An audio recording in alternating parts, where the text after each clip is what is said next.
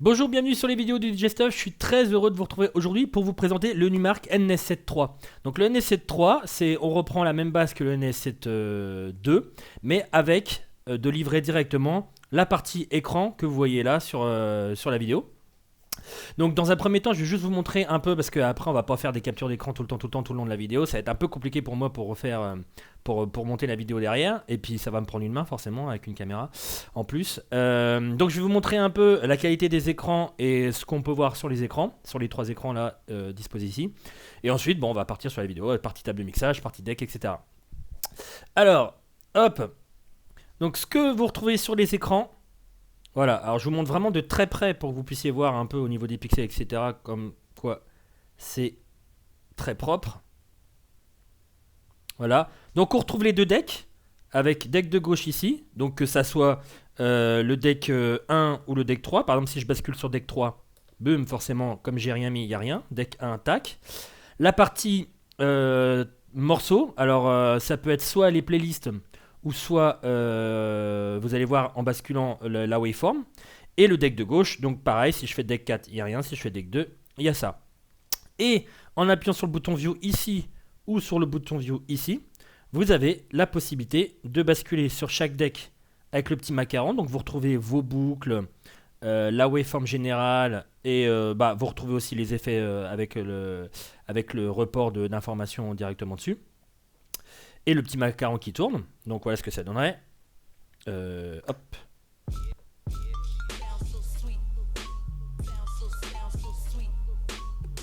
Avec bien entendu ici la waveform générale. Donc si je me mets un peu plus loin, vous voyez le petit triangle ici qui parcourt le morceau. Et si je me mets sur l'autre waveform, enfin sur l'autre vue, vous avez la waveform générale. Donc là par exemple j'arrête le plateau, qui bouge là de droite à gauche. La waveform générale, on va dire la waveform zoomée. La waveform générale au-dessus, le temps restant, etc. Les boucles. Et le report d'informations. Par exemple, quand j'augmente un effet ici. Alors j'ai pas mis l'effet, hein, j'ai pas fait on-off ici. Mais vous voyez, voilà, on a bien le report d'informations ici qu'on retrouve ici. Voilà. Voilà pour l'aspect général. Et donc au milieu, voilà, les waveforms qui bougent, ou alors les playlists.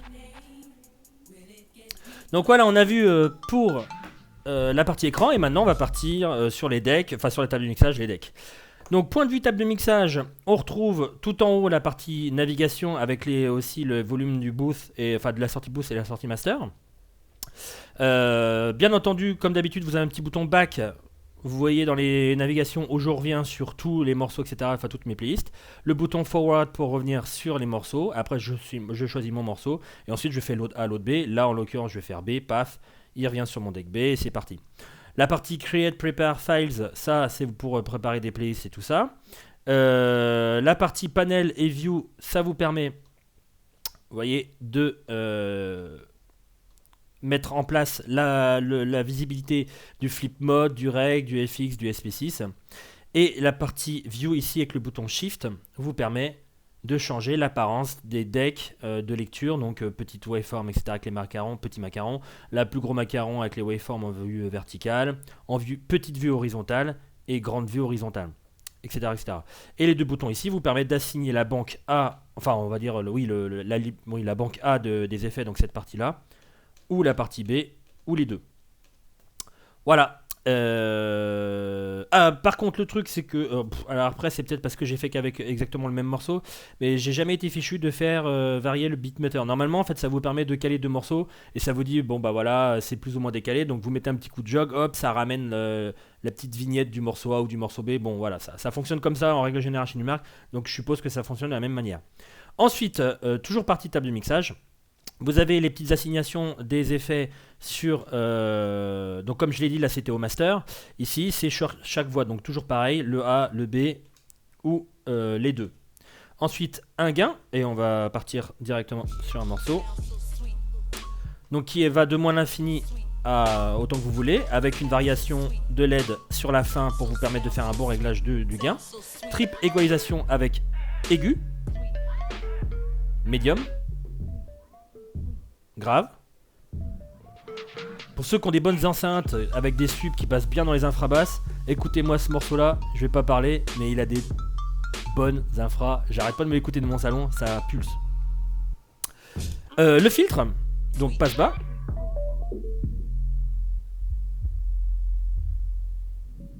Passe haut.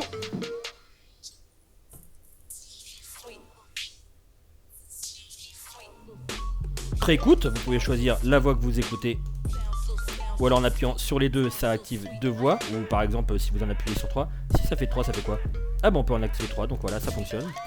La petite variation ici qui vous permet, le petit switch, de choisir, si vous choisissez la partie deck virtuel mic, parce qu'il y a 2 entrées mic sur le NS7 MK3, ou line. Auquel cas, bien entendu, vous pouvez faire tout ce qui est DVS. Regardez, par exemple, au moment où j'ai branché le NS7, voilà, dans les réglages, vous avez la partie pour le DVS, etc., pour le timecode, vous permettant de brancher des platines sur les côtés et de pouvoir faire du DVS avec le NS7, comme si vous aviez une carte son certifiée Serato. Fader, crossfader, avec bien entendu le réglage du crossfader en physique, ici, vous permettant de faire un petit fondu. Ou plus ou moins, donc ça sera toujours un réglage rotatif, donc vous pouvez vraiment être très subtil en cut direct.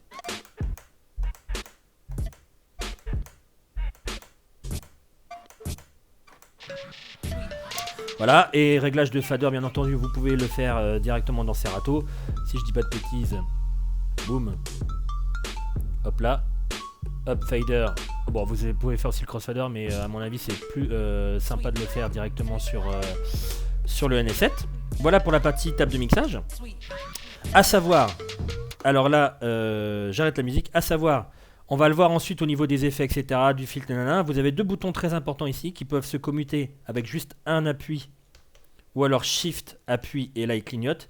Et vous allez voir, comme vous avez pu le voir sur d'autres vidéos, ça vous permet de mettre en action certaines choses assez intéressantes d'un point de vue tactile, etc. Donc ça, on le reverra après, mais bon. J'en parle là maintenant parce que ça fait aussi un peu partie de la table de mixage puisque ça gère aussi quelque chose au niveau des filtres. On va voir ensuite qu'est-ce que ça donne. Partie deck, donc vous avez vu plateau rotatif, tournant. Donc vous pouvez bien entendu le désactiver en faisant Shift moteur off ici. Et auquel cas vous avez juste un bending normal, c'est-à-dire décélération, accélération, ou aussi sur la corolle. Si vous mettez le moteur, vous aurez toujours une accélération, enfin décélération là comme je fais, ou accélération comme une platine vinyle traditionnelle avec un très très fort couple qui peut être réglable en souple ou plus ou moins fort sur l'arrière là du NS7. Et donc comme j'ai dit, bending donc sur la corolle et scratch sur la partie plateau que vous n'aviez pas quand vous étiez en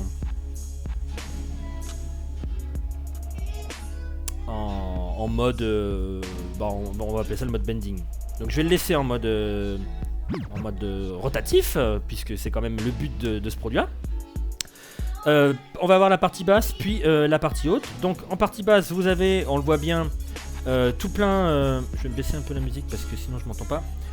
Tout plein de paramètres qui s'offrent à vous. Donc les hot cues, les boucles avec un deuxième appui, vous passez sur le roll, l'enregistrement de boucles, le sampler et le slicer que vous connaissez depuis longtemps puisqu'on l'a déjà vu dans d'autres vidéos.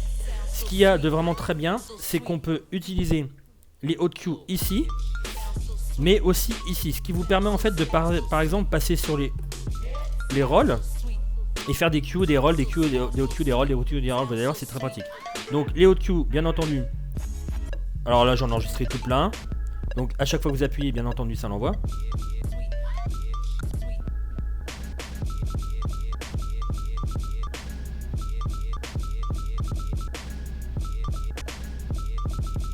Et donc ils sont répétables ici. Donc là par exemple j'avais le 3 et le 1, 2, 3, 4, 5, 6, 7.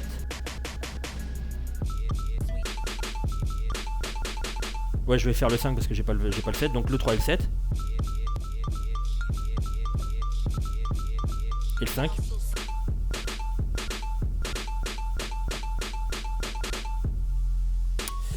Et comme je vous ai dit, vous pouvez faire par exemple un roll, donc premier appui auto-boucle qu'on va avoir ensuite, le roll, et là, je vais mettre un petit coup de sleep mode, ce qui vous permet de passer par-dessus la musique, hop.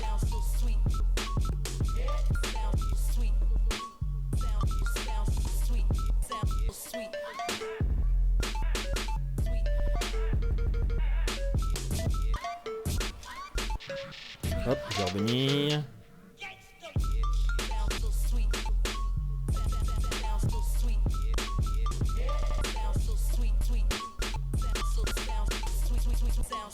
Etc, etc. Vous comprenez la manip. Je m'enlève du sleep mode. Je me remets sur boucle normale, donc qui passe en bleu. Et là, vous avez tout plein de boucles. Alors bien entendu, ça peut être, avec les paramètres ici, ça peut être rétréci ou accéléré. Par exemple, ici.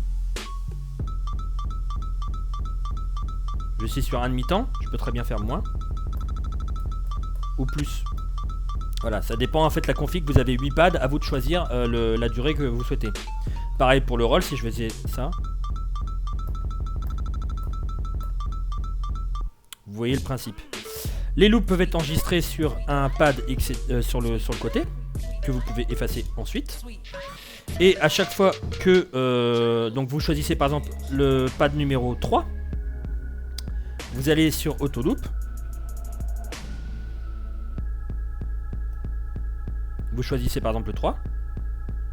Vous revenez, vous enlevez la boucle, et quand vous revenez, bon vous avez les autres pads qui ne sont pas éclairés, mais si je choisis la 3, je peux revenir sur cette...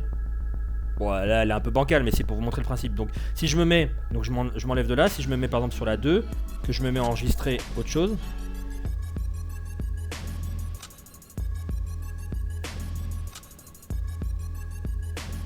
je me retire, je me mets sur loop, ici je l'appelle, j'ai cette boucle là, j'appelle celle-là, et j'appelle l'autre, etc., etc. Vous avez compris le principe. Je peux les effacer, j'efface celle-là, je m'en vais. Ah par contre on peut pas effacer ouais bon c'est pas hyper grave, on peut pas effacer celle où on est en ce moment, bon ce qui paraît limite logique. Ensuite la partie sampler, qui vous permet, alors là pour le coup justement je vais faire panel pour faire afficher le sampler, le SP6, voilà. Donc ça vous permet de jouer des samples que vous mettez à la souris, c'est-à-dire que vous prenez votre petite souris, ou votre trackpad, vous avez un pack de samples quelque part dans Serato, vous le prenez, vous avez des petits boutons plus, et hop, vous le drag and drop directement dans les samplers. C'est comme ça qu'on met les samples. Il y a un raccourci sur le NS7, mais je sais plus, enfin sur différents matériels, mais je sais plus exactement le raccourci. Et donc les samples après, vous pouvez les jouer, vous avez des gestions de volume, etc.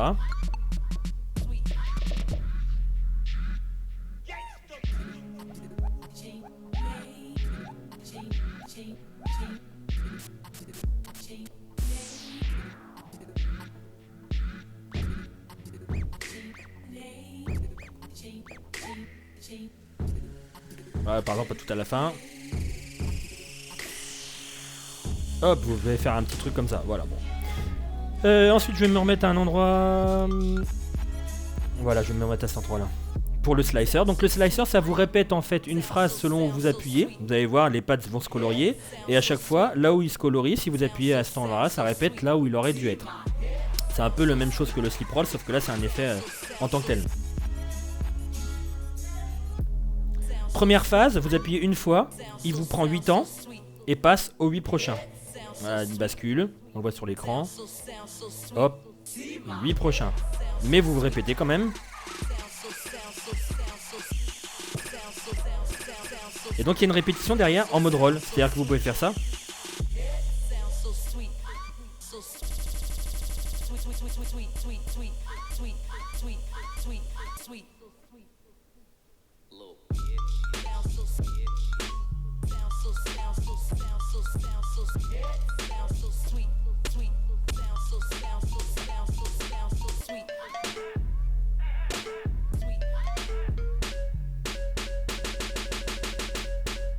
Etc, etc. Deuxième mode, je vais me remettre au bon endroit. Vous appuyez une deuxième fois, c'est toujours 8 temps, mais vous restez bloqué directement dans ces 8 temps. Ça vous fait une boucle de 8 temps. C'est 8, paf. Et vous répétez toujours la même chose avec toujours ce paramètre ici.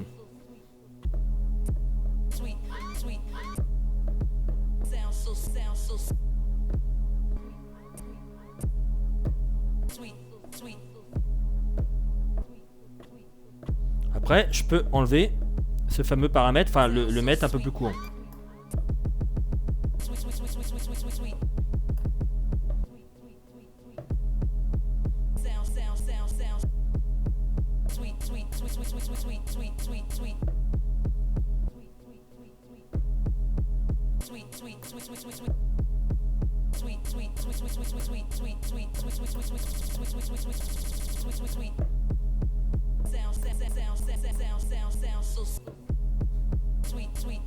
Vous avez compris le principe. Et ensuite, je peux aller n'importe où pour repartir.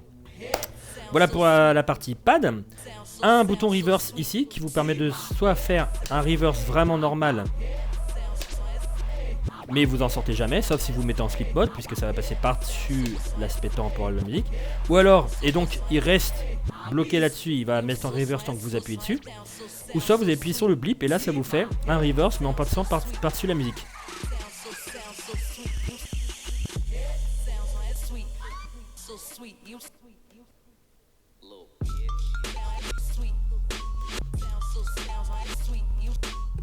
Avec le sleep mode par exemple.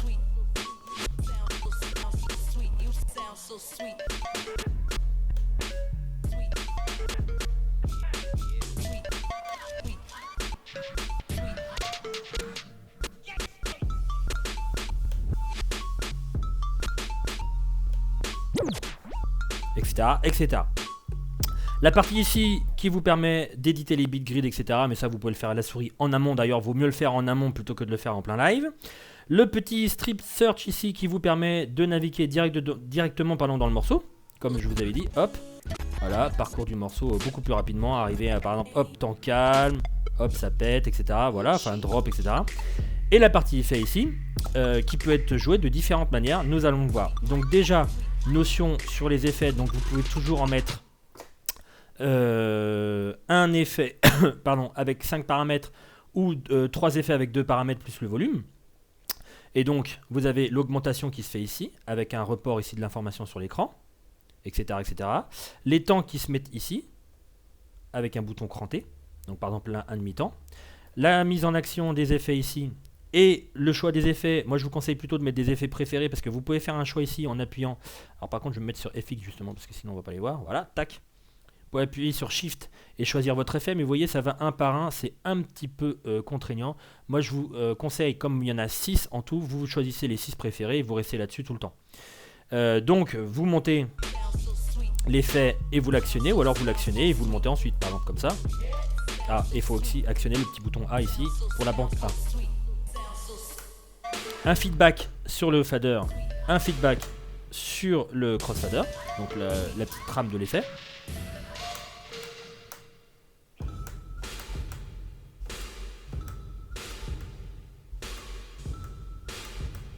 Vous avez compris le principe. Et donc je peux très bien le mettre en action comme ça, sans faire on-off. Et le faire par intermittence.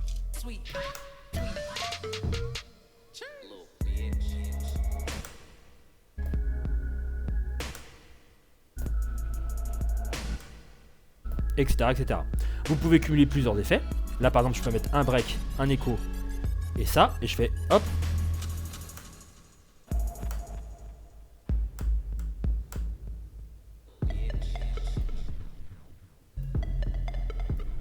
Donc là il y a le break, écho et que le break. Etc, etc. Comme je vous l'ai dit, vous avez aussi possibilité de le faire avec les petits boutons ici, Touch et Filter Roll. Si je mets juste Touch, ça vous permet de mettre en action un effet juste en appuyant sur le bouton. Vous pouvez toujours régler la valeur. Ça vous permet de ne pas appuyer sur le on-off.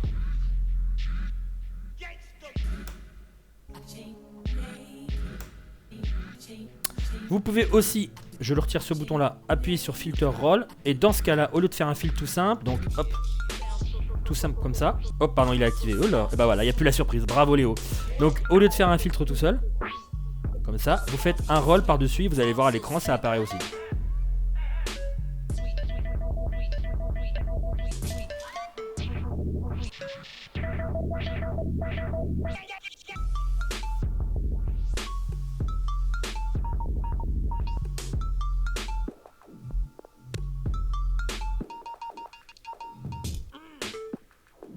etc., etc.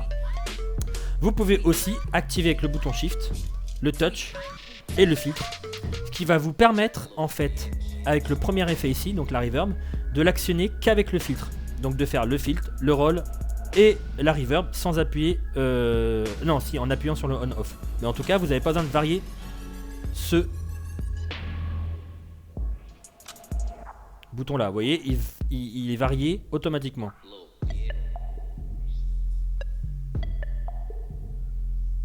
Filtre plus reverb. Bien entendu, si vous mettez un écho, ça fera filtre plus écho, etc., etc.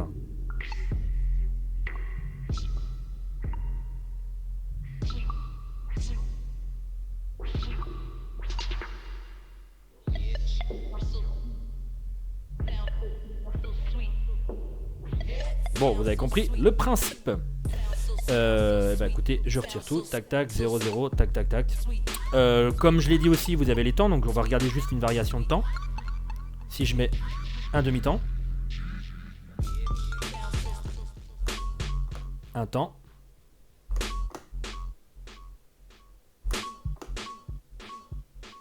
deux temps, et un quart par exemple.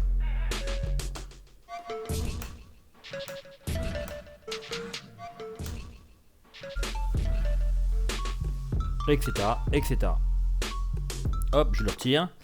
Je regarde que j'ai bien tout vu. Et puis, normalement, on a fait le tour.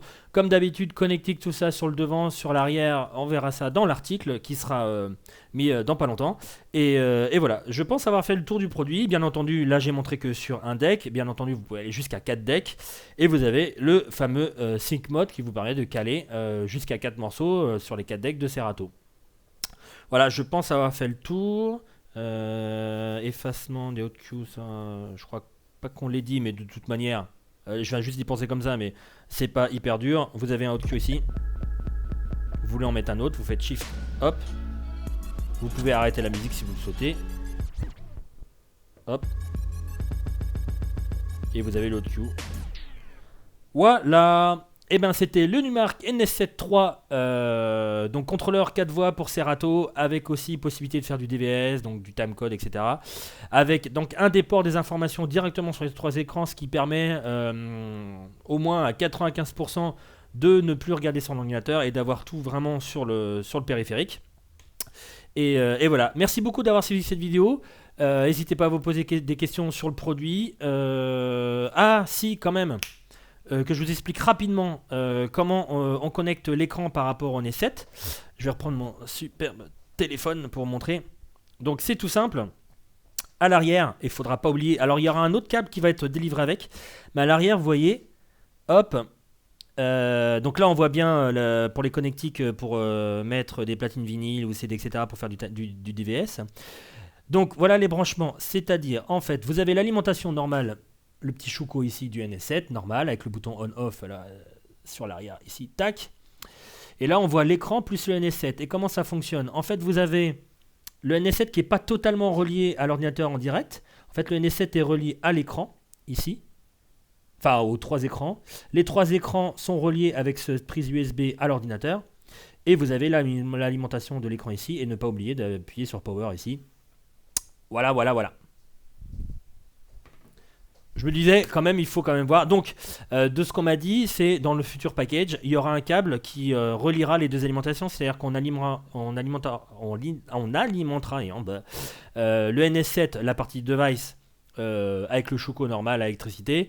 Et il y aura un petit câble qui fera le pont en une double alim en fait. Donc, il n'y aura plus besoin d'alim pour l'écran. Ce sera un petit pont, juste un seul câble. Voilà, il n'y aura plus d'alim à avoir pour l'écran. Enfin, en tout cas, de ce qu'on m'a dit. Merci beaucoup d'avoir suivi cette vidéo, n'hésitez pas à poser vos questions et je vous dis à très bientôt. Ciao ciao, portez-vous bien.